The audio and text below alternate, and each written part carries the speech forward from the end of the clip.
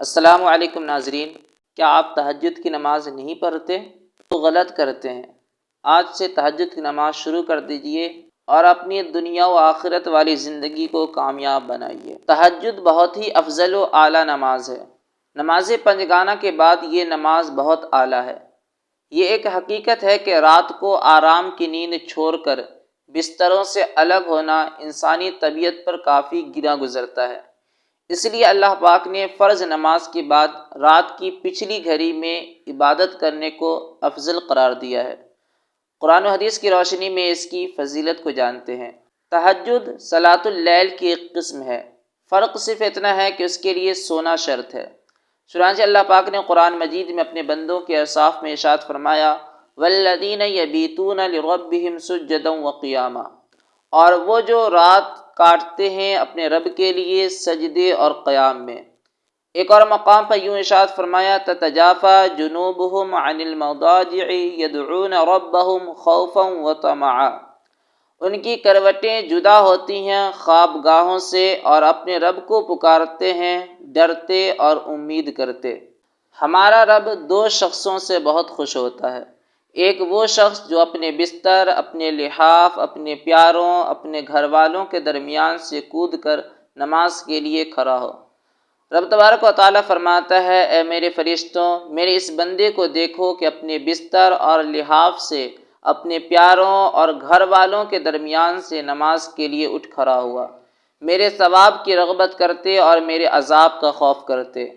اور ایک وہ شخص جو اللہ کی راہ میں جہاد کرے تو اپنے ساتھیوں کے ساتھ بھاگ جائے، پھر غور کرے کہ اس پر بھاگنے میں کیا عذاب ہے اور لوٹنے میں کیا ثواب ہے، تو لوٹ پڑے حتیٰ کہ اس کا خون بہا دیا جائے۔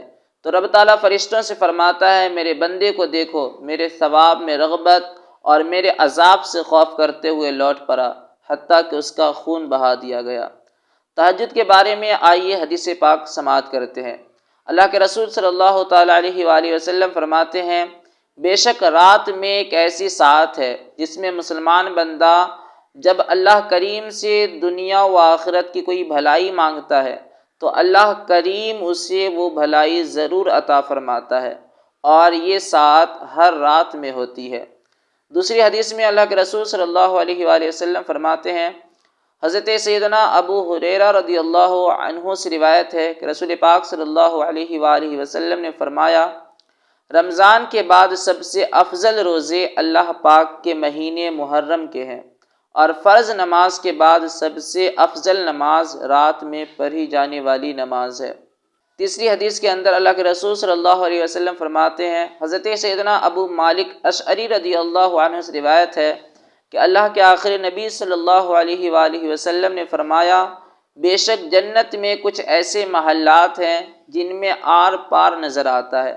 اللہ پاک نے وہ محلات ان لوگوں کے لیے تیار کیے ہیں جو محتاجوں کو کھانا کھلاتے ہیں، سلام کو عام کرتے اور رات کو جب لوگ سو رہے ہوں تو نماز پڑھتے ہیں۔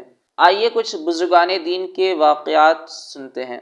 حضرت سیدنا امام جنید بغدادی رحمۃ اللہ تعالی علیہ کو بعد وصال کسی نے خواب میں دیکھا تو پوچھا، اے ابو القاسم، بعد وفات آپ کے ساتھ کیا معاملہ ہوا؟ کچھ ارشاد فرمائیے۔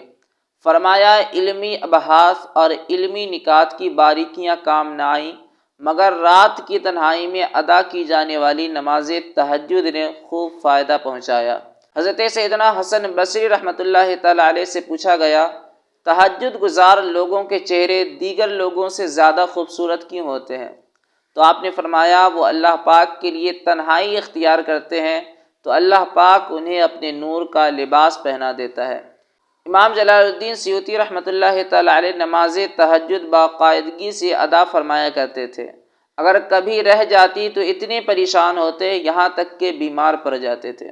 ناظرین، تہجد کی نماز ایک بہت ہی قیمتی اور افضل نماز ہے، بلکہ فرائض کے بعد اس سے زیادہ بہتر کوئی نماز نہیں، اس لیے کہ رات کے اندھیرے میں جب لوگ سو رہے ہوتے ہیں اور غفلت کا ماحول ہوتا ہے اور نفس بھی کسی طرح بستر چھوڑنے پر راضی نہیں ہوتا، ایسے میں جب کوئی شخص اپنے نیند اور آرام و راحت کو چھوڑ کر اللہ کے حضور کھڑا ہوتا ہے تو یہ بندے کی جانب سے بہت بڑی قربانی ہوتی ہے، اور جب قربانی بری ہو تو رب کی مہربانی بھی بری ہوتی ہے۔ اس لیے احادیث طیبہ کے مطابق یہ نماز بندے کے لیے اللہ پاک کے سب سے زیادہ قرب کا باعث بنتی ہے۔ اللہ پاک ہمیں نماز تہجد کی پابندی نصیب فرمائے، آمین، بجاہ النبی الامین صلی اللہ علیہ وآلہ وسلم۔